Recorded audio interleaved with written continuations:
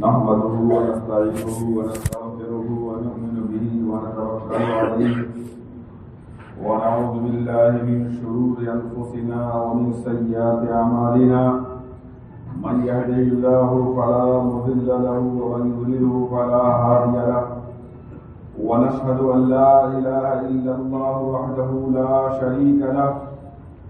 ونشهد أن سيدنا ومولانا محمدا عبده ورسوله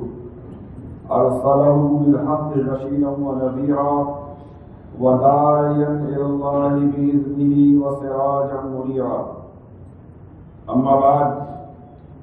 فأعوذ بالله من الشيطان الرجيم بسم الله الرحمن الرحيم كالذين من قبلكم كانوا أشد منكم قوة وأكثر أموالا وأولادا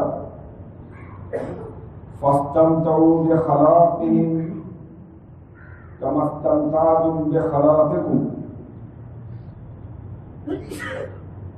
وخذتم كالذي خانوا أولئك حبطت أعمالهم في الدنيا والآخرة وأولئك هم الخاسرون وقال تعالى وإن كان كبر عليك إعراضهم فإن استطعت أن تبتغي نفقا في الأرض أو سلما في السماء فتأتيهم بآية ولو شاء الله لجمعهم على الهدى فلا تكونن من الجاهلين صدق اللہ العظیم۔ معزز بزرگوں اور دینی بھائیوں، اللہ کے فضل و کرم سے اور محض اس کی توفیق سے دین کی جو کچھ باتیں کہنے سننے کی آپ کے سامنے سعادت ہوتی ہے، اللہ اسے قبول فرماوے اور ہم سب کے لیے اس کو نافع بنا دے۔ بہت سے حضرات جو میری باتیں سنتے ہیں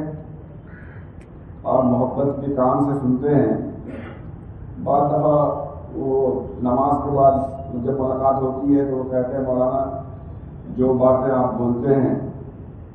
اور واقعتاً دل میں جو باتیں آتی ہیں، شاعر کا کہنا بھی ہے ہم نے اپنے آشیانے کے لیے جو چبھے دل میں وہی دل کے لیے، معاشرے میں جو چیزیں نظر آتی ہیں ان باتوں کو گفتگو میں لے آتا ہوں۔ تو بہرحال وہ کہہ رہے تھے کہ امت کا تو تقریباً 90% طبقہ کوئی پتہ نہیں جو آپ بولیں نہ بولیں، دنیا امت کے نوجوان، امت کے افراد، امت کے مرد و زن تو اپنی دنیا میں مگن ہیں، ان کو کوئی مطلب نہیں ہے کہ کیا ہو رہا ہے فلسطین میں، کیا ہو رہا ہے ایمان والوں کے ساتھ، کیا ہو رہا ہے دین کے نام پر کیا ظلم و زیادتی ہو رہی ہے۔ آج کا ہمارا یہ نوجوان اپنی دنیا میں بدمست ہے، البتہ ایک بڑی تعداد ہے، اور بالخصوص پچھلے جمعہ کو ایک وکیل صاحب ہائی کورٹ میں پریکٹس کر کے وہ ملے اور اپنے درد و غم کا اظہار کر رہے تھے، مولانا کیا کیا جائے کچھ سمجھ میں نہیں آ رہا ہے، کیا ہوگا امت کا، کیا کرے اس کے لیے۔ تو پڑھا لکھا طبقہ ایسا بھی ہے، بڑی تعداد ایسی ہے جو غمزدہ ہے حالات کو دیکھ کر۔ تو میں ان سے کہتا ہوں کہ بھائی کہ ہمارے دین میں اور ہماری شریعت میں مایوسی، نا امیدی اور ناکامی کی کوئی جگہ نہیں ہے۔ دل نا امید تو صحیح، دل نا امید تو نہیں، ناکام ہی تو ہے، دل نا امید تو نہیں، ناکام ہی تو ہے، لمبی ہے ان کی شام مگر شام ہی تو ہے۔ مولانا محمد جوہر اپنا فرمایا تھا امتحان سخت صحیح پر دل مومن ہی وہ کیا، امتحان سخت صحیح پر دل مومن ہی وہ کیا، جو ہر حال میں امید سے معمور نہیں۔ تو ہمارا شعار تو یہ ہے کہ ہم ہر حال میں اللہ کی ذات سے امید رہے، حالات کی گردش چاہے دور حاضر میں ہماری نگاہوں میں ہمارے علم کے مطابق مسلمانوں کے خلاف اور امت کے خلاف ظلم و زیادتی کی چکی کیوں نہ تیزی سے چل رہی ہو، لیکن کچھ بھی ہو جائے ہمارا حال تو یہ ہے کہ اللہ کی ذات ہر حال میں ہم امید رکھیں، بھروسہ رکھیں، اور یہ یقین رکھیں کہ دنیا میں کوئی چیز دائمی رہنے والی نہیں، یہ وقت بھی گزر جائے گا۔ ایک بہت جگہ لکھا ہوا ایک کہانی لکھی ہوئی ہے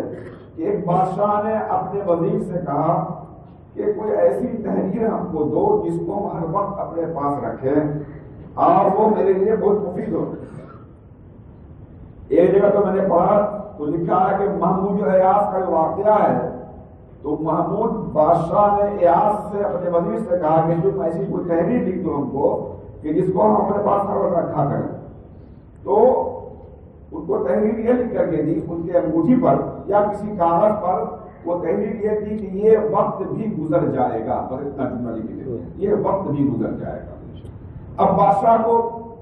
اگر کوئی خوشی ہوتی بہت زیادہ اور بہت زیادہ مستی چڑھتی تو فوراً تحریر کو زیادہ پڑھتا، یہ وقت بھی گزر جائے گا، تھوڑا قابو لایا کہ بھائی یہ وقت یہ خوشی والا رہنے والا نہیں ہے۔ اور اگر بہت زیادہ غمزدہ ہوتا اور غم و غم کے حالات پر ٹوٹ پڑتے تو پھر وہ اس پرچی کو دیکھتا اور پھر وہ پڑھتا کہ یہ وقت بھی گزر جائے گا، تو دل کو بڑا سکون ہو جاتا۔ ورنہ میں اس وعدے کو اتنی بار یاد کرتا ہوں، آج جب ہمارے دوست اور ملنے والے بالخصوص نوجوان طبقہ جو امت کا درد جس کے دل میں درد ہے اور جن کے دماغ میں بصیرت ہے وہ بولتے ہیں، تو میں کہتا ہوں کہ یہ وقت بھی گزر جائے گا۔ تمام اللہ کی ذات کے علاوہ کسی چیز کو نہیں ہے، اور قرآن نے تو کھول کھول کر کہہ دیا جو دور ابھی ہم دیکھ رہے ہیں نا امیدی کے، مایوسی کے، ناکامی کے، میرے دوست بزرگوں اس سے کہیں زیادہ مکے میں چاروں طرف سے حضور اکرم صلی اللہ علیہ وسلم کے ساتھ جو حالات تھے اور جو مکے میں جو صورتیں نازل ہوئی ہیں ان صورتوں کو پڑھیے اور مطالعہ کرتے جائیے تو لگتا ہے کہ اللہ تعالیٰ نے کیسی کیسی باتیں اور رسول اللہ صلی اللہ علیہ وسلم کو کبھی محبت سے، کبھی سمجھانے کے انداز میں، اور جو آپ کا غم بہت بڑھ جاتا ہے کہ کیا ہوگا، یہ کب تک یہ کام ہوگا، کب تک یہ زیادتی ہوگی، تو پھر اللہ کبھی سخت بھیجے میں رسول اللہ کو سمجھاتے ہیں کہ ساری چیز ہمارے سامنے ہے، آپ ہمارے پہ چھوڑ دیجئے، آپ اپنا کام کرتے رہے۔ قرآن میں اللہ نے فرمایا ہے کالذین من قبلکم کانوا اشد منکم قوۃ واکثر اموالا واولادا۔ اے محمد صلی اللہ علیہ وسلم، آپ جو حالات دیکھ رہے ہیں اور کفار کی، مشرکین کی ہر جہاں طرف سے ان کو مسلمانوں کو کچل دینے کی جو سازشیں دیکھ رہے ہیں، اللہ فرماتے ہیں کہ آپ سے پہلے کے دور میں جو لوگ گزر گئے، چلے گئے، ان کی ہڈیاں بوسیدہ ہو گئی، کانوا اشد منکم قوۃ، قریش مکے کے کفار کا اللہ نے خطاب کیا ہے، تم جو آج کے یعنی دور حاضر کی زبان میں کہہ رہے ہٹلر گیری کر رہے ہو، اور جو تم دادا گیری کر رہے ہو، تم جو خرمستی کر رہے ہو، تم جب پاگل ہاتھی کی طرح مستی میں روند رہے ہو، کالذین من قبلکم، تم سے پہلے، کانوا اشد منکم قوۃ واکثر اموالا واولادا، تم سے پہلے کے لوگ تم سے زیادہ طاقت والے تھے۔ کتنی طاقت، کیسی طاقت فرعون کی، کیسی طاقت شداد کی، کیسی طاقت قوم ثمود کی، کیسی طاقت کے لوگ قوم عاد کی۔ کانوا اشد منکم قوۃ واکثر اموالا واولادا، اور تمہارے پاس جو طاقت ہے، مال کی، دولت، تم سے کہیں زیادہ ان کو تھی۔ اور اللہ نے آگے فرمایا انہوں نے اپنے حصے کی جو کچھ اکڑ کرنی تھی اور ان کو جتنی بدمستیاں کرنی تھی، وَخُذْتُمْ كَالَّذِي خَاضُوا، جس طرح تم سرکشی کر رہے ہو اور جس طریقے سے تم ناچ رہے ہو، جس طریقے سے طاقت کے بل پر، اپنی سیاست کے بل پر، اپنی حرفتوں اور تدبیروں کے بل پر غریبوں کو، کمزوروں کو، مغلوبوں کو کچل رہے ہو، انہوں نے بھی یہ سارا کام کیا تھا۔ وَخُذْتُمْ كَالَّذِي خَاضُوا، اور جو تم آج کر رہے ہو وہ سب کل گزرے وہ۔ اولئک الذین حبطت اعمالهم فی الدنیا والآخرہ، ان کے اعمال دنیا اور آخرت میں ضائع ہو گئے اور وہ ہمیشہ ہمیش کے خسارے میں جا گئے، کوئی پہچان کا نہیں۔ ایک دفعہ تو مکے کے بڑے بڑے قریش سردار قریش نے وسلم سے ایسا ڈیمانڈ کر دیا کہ ہم آپ کی بات جو ماننے کے لیے تیار ہیں، ایک شرط یہ ہے کہ آپ مکے کی پوری سرزمین کو سرسبز و شاداب بنا دیجیے، کھیتی باڑی کے لائق بنا دیجیے، مکے کے پہاڑ، اس کی زمینیں، اس کی ساری چیزیں زراعت کے لائق، کھیتی باڑی کے لائق بن جاتی ہیں اگر تو ہم آپ کی بات ماننے کے لیے تیار ہیں۔ یا ایسا کریں آپ فرشتوں کو بلوا لیجیے اور یہ کہیں ہمارے سامنے آ کر کے کہ یہ نبی سچے ہیں اور ان کی بات مان لو اور زیادہ شرارتیں مت کرو، یا کہتے ہیں یا خود اللہ تعالیٰ کو بلوا لیجیے۔ یہ جرات کافروں کی، ظالموں کے وسلم کے منہ پر وسلم کے سامنے کہتے ہیں، اور وسلم کو کبھی غم ہوتا کہ میں کیا کروں، تو اللہ تعالیٰ سے اپنی خواہش کا اظہار اپنے دل کے اندر کہتے تھے کہ اللہ تعالیٰ کچھ ان کی بات تو مان لے، اور کیا کریں کسی طرح یہ راضی ہو جائیں اور یہ اپنی بدبختیوں سے باز آ جائیں۔ تو اللہ نے وسلم کو سمجھایا، میں نے کہا تھا کبھی سخت لہجے میں، وَإِن كَانَ كَبُرَ عَلَيْكَ إِعْرَاضُهُمْ، اے محمد صلی اللہ علیہ وسلم اگر آپ کے اوپر ان کا اعراض کرنا بھاری پڑ رہا ہے اور آپ کے برداشت سے فاضل ہو رہا ہے، جیسے آج کل کے ہمارے درمند نوجوانوں کا، مسلمانوں کا کی قوت برداشت فاضل ہو رہی ہے دیکھ کر کے کیا ہو رہا ہے، تو اللہ نے یہی جملہ کہا وَإِن كَانَ كَبُرَ عَلَيْكَ إِعْرَاضُهُمْ فَإِنِ اسْتَطَعْتَ أَن تَبْتَغِيَ نَفَقًا فِي الْأَرْضِ، اگر آپ کے بس میں ہے تو جائیے اور زمین میں سرنگ کھود کر کے کہیں سے ان کو ماننے کے لیے، کہیں سے ان کو خوش کرنے کے لیے کوئی چیز لا کر کے دکھا دیے کوئی معجزہ، اور كُلُّ مَن فِي السَّمَاءِ، یا کوئی سیڑھی لگا کر چلے آئیے آسمان پر اور ان کی مرضی کے مطابق ان کو راضی کرنے کے لیے کچھ کر دیجیے اگر آپ کے بس میں ہے تو۔ مقصد یہ ہے کہ تمام چیز اللہ تعالیٰ کے ہاتھ میں ہے، اللہ کے قبضے میں ہے، اللہ کے پاس ہے۔ وَلَوْ شَاءَ اللَّهُ لَجَمَعَهُمْ عَلَى الْهُدَىٰ، اور اللہ نہ چاہتا تو ان سب کو چٹکی میں ہدایت میں سب کو جمع کر دیتا۔ یہ جو آج یہ دندناتے پھر رہے ہیں، یہ مستیاں کر رہے ہیں، بڑائی کے بول رہے ہیں، انا ونا غیری کا نعرہ لگا رہے ہیں، اللہ کے بس میں تھا نا کہ سب کو لو شاء اللہ لجمعهم علی الهدى فلا تکونن من الجاہلین، یہ لفظ صلی اللہ علیہ وسلم کے لیے کہا، لہذا آپ ناواقف لوگوں مت بنیے، آپ کے ذمے جو کام ہے، آپ کے ذمے جو اللہ نے ذمہ داری سونپی ہے، آپ اس میں لگے رہے۔ میرے دوستوں بزرگوں، ان تمام دوستوں سے، ان تمام ساتھیوں سے ان موجودہ حالات میں جو ہر روز گزر رہے ہیں اور آئندہ گزرنے والے ہیں، ان کے سامنے ایک واقعہ بیان کرتا ہوں۔ آپ جانتے ہیں کرناٹک میں ایک شہر ہے گلبرگہ شریف۔ گلبرگہ شریف میں کسی زمانے میں خواجہ گیسو دراز ایک بہت بڑے اللہ کے ولی رہا کرتے تھے، ان کی خانقاہ تھی۔ اب میں تو گیا نہیں ہوں، میں نے پڑھا ہے کتابوں میں، وہاں کوئی ندی بہتی تھی، گلبرگہ میں ندی، اس کے کنارے کوئی دریا تھی۔ ایک دفعہ خواجہ گیسو دراز رحمت اللہ علیہ دریا کے کنارے وضو کر رہے تھے، ایک بچھو تیرتا ہوا کنارے آنا چاہتا تھا اور پانی کا بہاؤ اس کو لے آ رہا تھا اندر۔ انہوں نے بچھو کو بچانے کے لیے اپنے انگلی سے پکڑا اور چاہا کہ اس کو کنارے کر دیں، بچھو نے ان کے پکڑتے ہی ڈنک مارا اور اتنا خطرناک ڈنک مارا کہ ان کا چہرہ لال ہو گیا، وہ ہاتھ چھوڑ دیا انہوں نے۔ پھر وہ بھاگنے دریا کے بہاؤ میں جانے لگا، پھر انہوں نے سوچا کسی طرح اس کو بچا لوں، پھر پکڑا انہوں نے، پھر بچھو نے ڈنک مارا، پھر چہرہ لال ہو گیا، پھر چھوڑ دیا۔ ایک بار، دو بار، تین بار، چار بار، 6-7 بار لکھا ہے کہ خواجہ گیسو دراز کا چہرہ سرخ ہوتا تھا، لیکن بچھو کو چھوڑتے تھے، پھر پکڑتے تھے کہیں بہ کے ہلاک نہ ہو جائے، کنارے لے آئے۔ مریدوں نے کہا حضرت یہ کیا کر رہے ہیں آپ، یہ کیا کر رہے ہیں؟ وہ آپ نے آپ کو ہلاکت میں ڈالے ہوئے، جو مانا کہ جملہ کہا تھا، میرے عزیزوں یہ بچھو اپنی بری عادت سے باز نہیں آ رہا ہے تو ہم اپنی اچھی عادت سے کو کیسے چھوڑ دیں؟ لہذا جو برائی ہم دیکھ رہے میرے دوستوں بزرگوں، آج مایوسی کے حالات سے شکار ہے امت۔ آپ ان حالات میں مایوس ہوئے بغیر جتنا بس میں ہو اتنا خیر کا کام کر دے جائیے۔ امر بالمعروف سب سے بڑا کام دور حاضر میں، ہم ہاتھ جوڑ کر نہ بیٹھ جائیں، مایوس ہو کر نہ بیٹھ جائیں، بلکہ رسول اللہ صلی اللہ علیہ وسلم کو اس طریقے سے اللہ نے بعض موقع پر تنبیہ کے طور پہ کہا تھا۔ اللہ کے نگاہ کے سامنے جو ہم اب بھی دیکھ رہے ہیں، کیا یہ حالات جو ہیں قتل و غارت گری کے اور ظلم و زیادتی کے، کیا یہ ظلم و زیادتی کا منظر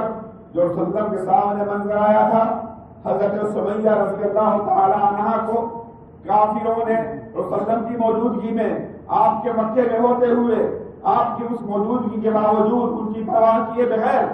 2 اونٹ لائے گئے اور ایک اونٹ کو حضرت سمیہ رضی اللہ عنہا کے ایک پاؤں میں باندھا گیا، دوسرے اونٹ کو دوسرے پاؤں میں باندھا گیا اور دونوں کو دونوں سمت میں ہٹا دیا گیا اور حضرت سمیہ کے پاؤں 2 ٹکڑوں میں ان کا بیچ سے پورا بدن چپ کر کے ختم ہو گیا۔ کیا یہ دردناک منظر ایک خاتون کے ساتھ جو کیا گیا اور سلم موجود تھے، اللہ عرش میں دیکھ رہا تھا، اس کے باوجود سارے مکے کو اللہ نے دھسا نہیں دیا۔ ہم کہتے ہیں اللہ کا ان کو دھسا کیوں نہیں دیتے، اللہ ان کو مار کیوں نہیں دیتے، اللہ ان کا اپنا نظر کوئی نہ دیتے؟ نہیں میرے دوست بزرگوں، ہمارے ذمہ جو کام ہے وہ کام کرتے رہے، ہمارے ذمہ جو اللہ نے جو ذمہ داری چھوڑی ہے اس ذمہ داری کو ہم پوری کرتے رہے۔ باقی اللہ تعالیٰ نے کہہ دیا ہے، اللہ نے کہہ دیا ہے جتنا ان کو اچھلنا ہو کودنا ہو، وَلِتَصْغَىٰ إِلَيْهِ أَفْئِدَةُ الَّذِينَ لَا يُؤْمِنُونَ بِالْآخِرَةِ وَلِيَرْضَوْهُ وَلِيَقْتَرِفُوا مَا هُمْ مُقْتَرِفُونَ۔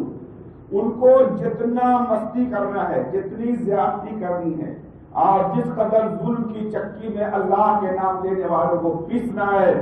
اور گناہ کا جتنا انتخاب کرنا وہ کرنے دیجیے، کرنے دیجیے، کرنے دیجیے۔ ایک دفعہ تو ہمارے پاس آنا، اللہ کا یہ نظام ہے، یہ دنیا ہزاروں سال سے ہے اور نہ جانے آئندہ کب تک رہے گی۔ اس طرح کے منظر اور اس طرح کی چیزیں چلتی رہیں گی۔ مسلمان کا کام یہ ہے کہ جو ہمارے اوپر ذمہ داری ہو وہ ہم کریں۔ لہذا اس مایوسی کے عالم میں دوست بزرگوں، ہمارے ذمہ یہ ہے کہ ہم اپنے فرائض منصبی کو ادا کرتے رہیں، اللہ کی ذات سے پر امید ہوتے ہوئے۔ فرائض منصبی کے بارے میں نے مطالعہ کیا تو ہم کو ایک اللہ کے ولی کی باتیں بڑی شاندار لگی۔ ایک بات تو یہ کہ روک ٹوک کا ماحول رکھنا، جو برائی کا منظر ہے اور جو ماحول ہے بے شرمی بے حیائی کا، اس کے ہم حصے دار نہ بنے۔ فرہنگ آصفیہ کے کتاب کا نام ہے، لغت کی ڈکشنری کی کتاب میں نام بتایا تھا، وہ فرہنگ آصفیہ۔ اس کے مصنف نے کتاب کے مقدمے میں لکھا ہے کہ میرا گھر ایک چھوٹا سا گھر تھا، اس میں آگ لگ گئی۔ آگ لگ گنے کے بعد اتنی بری طرح آگ لگی کہ گھر میں آگ لگنے کے بعد ان کی اس کتاب کے مصنف نے خود لکھا ہے کہ میری ایک بیٹی اندر جل گئی، مر گئی، اور بیوی اندر رہ گئی اور وہ حمل سے تھی اور آگ کا شعلہ پورے گھر کو اپنی لپیٹ میں لیے ہوا تھا۔ ایک نوجوان ہمت کر کے گیا اور کہا بہن اپنا ہاتھ دو تاکہ میں تم کو کھینچ کر کے جلدی سے آگ سے نکال لوں۔ ان کی بیوی کہتی ہے اس آگ کے شعلے کے اندر سے اجنبی مرد کی آواز ہے، میں اپنی ہاتھ نہیں دے سکتی، جل جاؤں گی۔ تب لکھا ہے کہ ان کے شوہر دیوار توڑ کر کے کودے اور جان پر کھیل کے وہ خود لکھتے ہیں میں اپنی بیوی کو کھینچ کر کے لایا، لیکن اس عورت نے جل کے مرنے کا وعدہ کیا اور اپنا ہاتھ کسی اجنبی کے ہاتھ میں زندگی بچانے کے لیے نہیں دیا۔ یہ وہ خواتین تھی، یہ وہ ہماری شریعت تھی، یہ وہ ہمارے لوگ تھے جن کی برکات سے ہم مالا مال تھے۔ یہ چیز ہم لوگوں نے اپنے پاؤں سے لوٹ ڈالا ہے میرے دوست بزرگوں۔ لہذا سب سے پہلا کام 2-3 کام کرے۔ ایک کام تو یہ ہے کہ باجماعت نماز کا اہتمام رکھے۔ نہ جانے کس گلی میں زندگی کی شام ہو جائے، یاد رکھیے گا حالات بد سے بدتر ہو رہے ہیں۔ ایک اللہ کے ولی نے کہا ہے کہ جو آدمی 5 ٹائم کی نماز کی باجماعت حاضری دے حشر کے میدان میں، اللہ کی ذات اتنی کریم ہے کہ جو رجسٹر میں اس بندے کو نماز میں حاضری دینے والا شمار کیا جائے گا، فرشتے کہیں گے کہ ان کا نام 5 وقت کی حاضری میں موجود ہے، ان کو اللہ اپنے بندوں کی صف میں نہیں رکھے گا، ایسا ممکن نہیں ہے۔ لہذا ہم چاہتے ہیں کہ اللہ کے دربار میں کامیاب ہو جائیں تو ہم کم سے کم جس طریقے سے کسی مدرسے میں کسی اسکول میں اگر کسی تعلیم کرام رجسٹر میں سنڈے منڈے ٹیوزڈے ان تمام میں حاضری ہو رہی ہے، ٹھیک ہے بھائی، اور معلوم ہے کہ پورے مہینے میں حاضری ہے تو بنا اس کا نام کاٹ دیا جاتا ہے۔ تو ہم کوشش یہ کریں کہ اللہ کے رجسٹر میں ہمارا نام 5 ٹائم لکھا جائے اور اللہ سے اس امید کے ساتھ کہ اللہ ہمارے نام کو مسلمانوں کی لسٹ سے کاٹیں گے۔ اور نمبر 2 حضور اکرم صلی اللہ علیہ وآلہ وسلم کی سنت، اتباع سنت کا اہتمام یہ تو ہم کرتے ہی ہیں. اور تیسری بات جو ضروری ہے وہ آخری بات اعلان کر کے ختم کروں گا کہ دینداروں سے، اللہ کے نیک بندوں سے آپ محبت کا معاملہ رکھیں، نفرت کا معاملہ رکھیں. آج غیروں کی بہت بڑی سازش ہے کہ علماء سے اس امت کو کاٹ دو، دینی مدرسوں کے تئیں ان کی تزویر و حقارت ان کے امت کے لوگوں میں ڈال دو. لہذا جب اپنی آنکھوں سے دیکھ رہے ہیں کون سی سوسائٹی ہے، کون سی جگہ ہے جہاں بچوں کے سلسلے میں ہم نے طے کر لیا ہے کہ ہمارے بچے مدرسے میں جائیں گے ناکام ہو جائیں گے، اگر مدرسے کا رخ کریں گے برباد ہو جائیں گے. ان کو اس جگہ جاؤ جہاں جس کے لیے مردم سازی کا کام ہوتا تھا وہاں مردم سوزی کے لیے ہم ڈال رہے ہیں بچوں کو. حضرت آسیہ فرعون کی بیوی جب گود میں موسیٰ علیہ السلام کو لے کر کے آئی تو گود میں جب دیکھا بڑے حسین تو فرعون سے کہتی ہے حضرت آسیہ، قرآن نے نقل کیا واقعہ، قرۃ عین لی ولک فأنت تکبہ ولدا، اے فرعون یہ ہمارے لیے یہ بچہ کتنا پیارا ہے اور تمہارے لیے بھی آنکھ کی ٹھنڈک بن سکتا ہے مستقبل میں، فیوچر میں یہ ہمارے آنکھ کی ٹھنڈک بنے گا. تو فرعون نے جواب دیا لکے وَأَمَّا لِي فَلَا حَاجَةَ لِي فِيهِ، تمہارے لیے آنکھ کی ٹھنڈک بن سکتا ہے، میرے لیے آنکھ کی ٹھنڈک کا کچھ نہیں ہے، میں اتنا ایمان نہیں مانتا. میرے دوست بزرگوں، نسائی شریف میں ایک حدیث رسول اللہ نے فرمایا ہے لَوْ أَقَرَّ فِرْعَوْنُ أَنَّهُ قُرَّةُ عَيْنٍ لَهُ كَمَا أَقَرَّتْ امْرَأَتُهُ لَهَدَاهُ اللَّهُ بِهِ كَمَا هَدَا امْرَأَتَهُ. اگر فرعون بھی اس وقت یہ اقرار کر لیتا اپنی بیوی کی طرح کہ میرے آنکھوں کی ٹھنڈک بنے گا، تو اللہ رسول اللہ فرماتے ہیں کہ اگر وہ یہ کہہ دیتا کہ بات تو صحیح کہہ رہی ہو لَهَدَاهُ اللَّهُ بِهِ، تو اللہ تعالیٰ اس کو موسیٰ علیہ السلام کے ذریعے اسی طرح ہدایت دیتا جس طریقے سے فرعون کی بیوی حضرت آسیہ کو ہدایت دی، اور جس طریقے سے وہ کامیاب ہوئی فرعون کو بھی کامیاب کرتا، لیکن اسے نفرت کی نگاہ سے دیکھا. مفسرین نے لکھا ہے کہ ہم زید، عمر، بکر، مہتاب عالم یہ ہو سکتا ہے کسی نام کا مولانا ہو سکتا ہے، لیکن آپ علم دین کی نسبت سے علماء کرام کو، دینی اداروں کو، دینداروں کو محبت کی نگاہ سے دیکھیں. یہ ہمارے لیے دین پہنچانے کا ذریعہ ہے. آج کے دور میں جب کہ دین سے وہ کھوج دینا چاہتی ہے دنیا چاہتی ہے یریدون ان یطفئوا نور اللہ، اللہ کے نور کو بجھا دینا چاہتے ہیں. اب بھلا بتائیے کون سا کالج، کون سا اسکول، کون سا آپ کا ادارہ اور کون سی یونیورسٹی اس کام کو بیڑا اٹھائے ہوئی ہے؟ کچھ بھی ہے. آپ کو ہزار اعتراض ہو سکتا ہے لیکن یہ وہی لوگ ہیں علماء کرام دور حاضر میں اس دبی کچلی امت کے لیے سہارا. آپ خدا ان کو نفرت کی نگاہ سے پورے سے مت دیکھیے. آپ پیسہ مت دیجیے، آپ سے پیسہ کوئی نہیں مانگ رہا ہے، آپ خدمت مت کیجیے. فرعون نے اس طریقے سے حقارت کی نگاہ سے موسیٰ علیہ السلام کو دیکھا، رسول اللہ فرماتے ہیں محبت کی نگاہ سے دیکھ لیتا، اللہ اس کو ہدایت دیتا. یہ نسائی شریف کی روایت ہے. آپ خدا کے واسطے موجودہ دور میں اپنے دین کو برباد نہ کرے اور دینی کام سے لگاؤ رکھنے والوں کو محبت کی نگاہ، محبت کا تعلق رکھے. اللہ سب کے ساتھ